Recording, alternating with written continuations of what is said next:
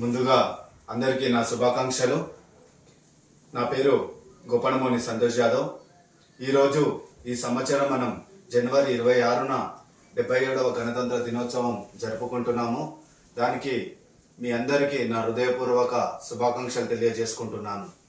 ఇది మన రాజ్యాంగం జనవరి 26న 1950లో అమల్లోకి వచ్చింది. ఇది మన రాజ్యాంగ పితామహుడు డాక్టర్ బిఆర్ అంబేద్కర్ గారు మన రాజ్యాంగాన్ని భారతదేశంలో అతిపెద్ద లిఖితపూర్వకమైన రాజ్యాంగం. దీన్ని ప్రతి ఒక్కరూ అనుసరించాలి. ఈ 77వ గణతంత్ర దినోత్సవం ప్రతి ఏటా మన అందరం జరుపుకుంటున్నాము. మన రాజ్యాంగ ముఖ్య సందేశం ఏమిటి అంటే ఐక్యత, సమానత్వాన్ని సూచిస్తుంది.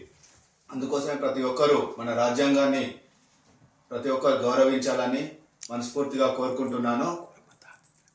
జై హింద్, భారత్ మాతా కీ జై.